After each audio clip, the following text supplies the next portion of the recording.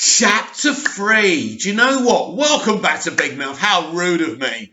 But do you know what? Chapter 3 of the Snyder Cut proves to me and shows me that you can't judge this piece of art like you would other movies. And when I do my full review, I want to talk about kind of two characters here. I want to talk about Mira and I want to talk about the Flash. One of them really is not that different which they were in Whedon's version, which is interesting.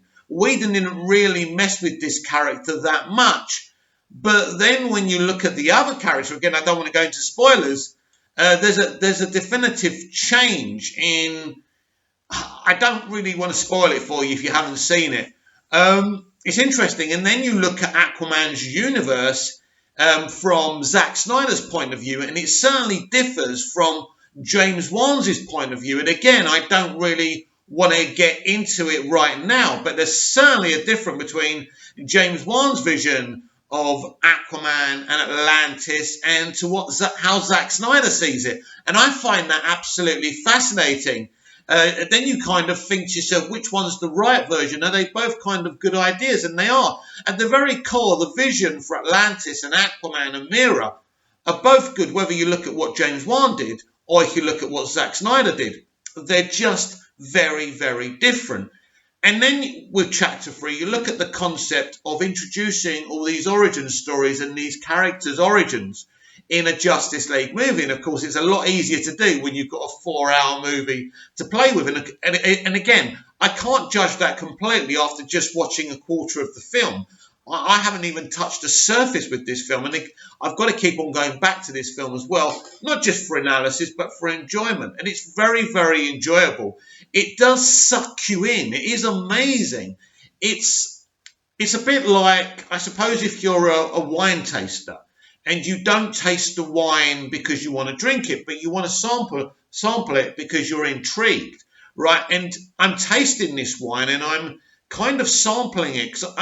The Snyder Cut is really an interesting case study. This version of the film wasn't the one he was going to release initially. He was looking at a 3-hour cut, maybe a 2-hour 50-minute cut, maybe even a 2-hour 45-minute cut if the studio had their way. So it's just very interesting looking at this version of the cut. And so far you kind of see notable changes, but you see things that Whedon didn't really mess with that much. And I find watching this very, very fascinating. And where you look at things where people said, oh, how could Whedon do that? But now when you look at this version, you think, well, wow, Whedon didn't really mess with that much. But then you look at other things and you realise Whedon really messed with them. And again, we've got to remember that Whedon wasn't really in control of this project. This was the problem. This was why he was losing the plot. He had other people telling him what to do, what kind of colours to add, what kind of direction to go in, and to make sure to cut this thing the fuck down, because they didn't want a long drawn-out movie. And they also didn't want a darker movie. I suspect that's why Darkseid was maybe perceived as this kind of darker villain, and they didn't want to go there. But it is interesting when Zack talks about what the studio didn't want, excuse me, and what they did want. And kind of like when he mentioned that they didn't want the traditional mullet of Superman when he first comes back from the dead. And it kind of makes you to start to think, did these people ever pick up a comic? And if it was people like Jeff Johns, who is he has so much knowledge of DC, it's really staggering, because it's one thing to be a comic book writer, as Jeff Johns has always been, but to be a head of a kind of structure and a franchise is very different, especially when you've got the chief of the studio, who was Sujihara at the time, who really didn't have a clue what to do. And you see, when you've got someone like Snyder with a definitive vision, Snyder's vision of a story is very different to how anyone else does it. Someone like James Gunn has got a very practical, mainstream way of making a film. And so is James Wan in a lot of ways, but visually James Wan is more of a stunning director, for example, than James Gunn. And we saw that with Aquaman. So Zack's a very different type of storyteller. And for a studio, he frightens the shit out of the studio. And this is the thing, because his ideas are very vast, very unique and very different. And I can imagine if for example, this 4 hour cut was something he was going to show the studio. He must have shown this cut to the studio at some point. I don't think originally this film was going to have chapters, for example. I think the chapters were kind of put in because it was going to be episodic on HBO Max, and then they changed their minds. And I think that's why the chapters are there. And he probably thought, well, it can help people get through the 4 hours as well. And it certainly helping me stop when those chapters end and before the next one begins. But yes, this is a really educational chapter. But obviously the thing that's changed, and I don't want to give too much away if you haven't seen the film again, Cyborg, there's an expansion to this character. Some of his scenes are similar, some of his scenes are not. There really is a really good scene here, a really good scene, an emotional scene where his father starts teaching him about his abilities.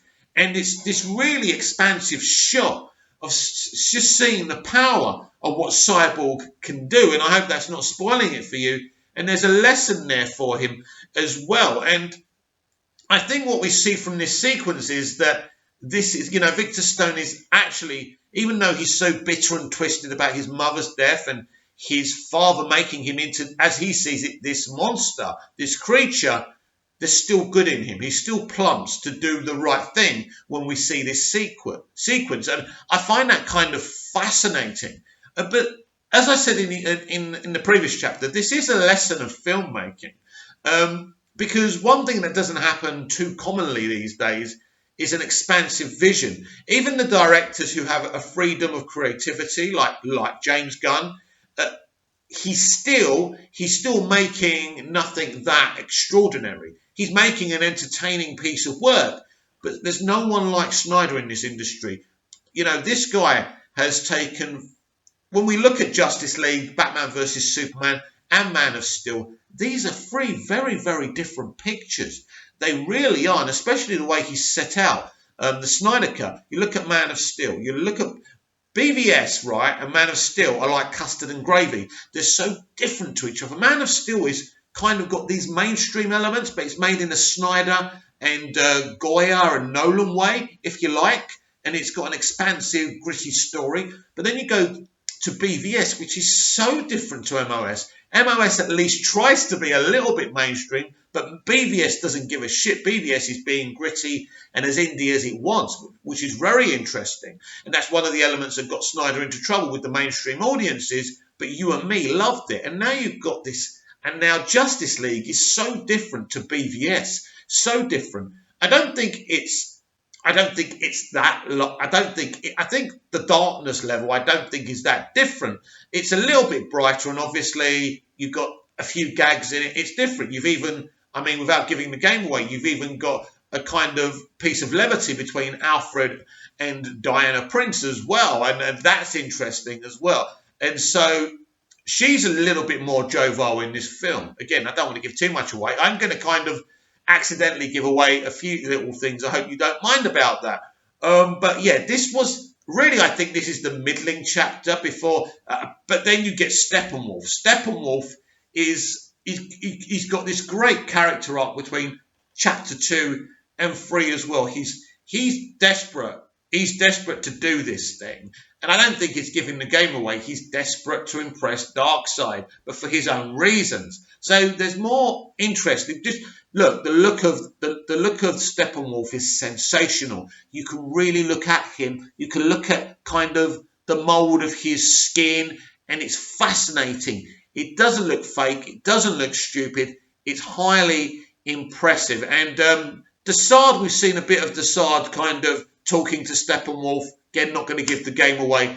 But that's an interesting dynamic, really. He's I never heard of Desaad before. He's more kind of this messenger, this personal assistant of Darkseid. So, again, yeah, it's fascinating stuff. And, it's going to be interesting what I think of this film by the end of it. As I say, I don't think you can really judge this film in the same terms as you would an ordinary film. This has gone through so many situations. It's gone through Snyder's vision, then to Whedon's vision, and which basically was just to package it up as neat as possible.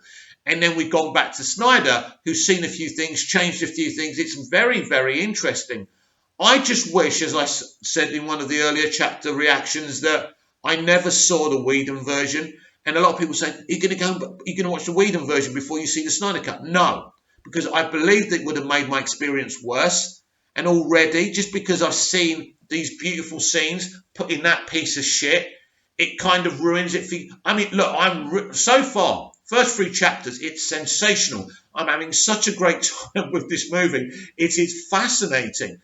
But when you see sequences that have been in a poorer kind of version of a film, look, it's not easy to kind of disassociate yourself from the, it's like putting a beautiful woman in rags, I suppose, and when you've already seen her in the most beautiful dress, right?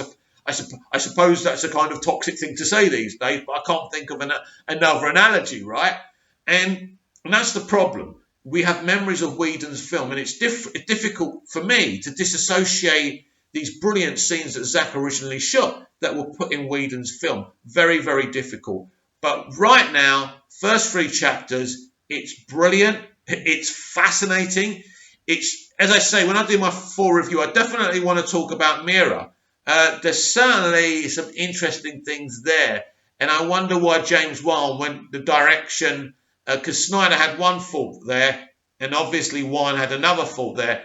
And I think it's rather odd why James decided to go the other way with it. It's a bit confusing, and I kind of think that James should have looked at what Zack did and stuck with it, because it's kind of a shame. But if we're looking at the Snyder Cut, BVS and MOS as a different universe, as an Elseworld, then it kind of works. So hopefully we restore the Snyderverse, and, there doesn't have to be a connection to what happens there and what happens in James Wan's movie.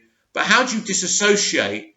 Because it kind of is the same universe. How do you take Zack's work away from the DCEU? James Wan's Aquaman, which clearly are connected. The Snyder Cut and James Wan's movie are connected because they're in the same universe, unless we're saying this is totally a different Earth and they just look like the actors who are playing them. So it's going to be very interesting what happens. But yeah, so far so good. You really have to check out this movie. Unfortunately, I can't do anything else but watch them in chapters at the moment because of time and everything. But I'm really having a good time. Comment down below. Let me know what you think of this movie thus far. If you've seen all of the film, don't put any spoilers down below, just in case and people who are watching the video and reading the comments haven't seen the whole film. But yeah, what do you think about my thoughts on the Snyder Cut in its first 3 chapters thus far? Let me know, and I'll be back to react a little bit later on to chapter 4. See you again soon.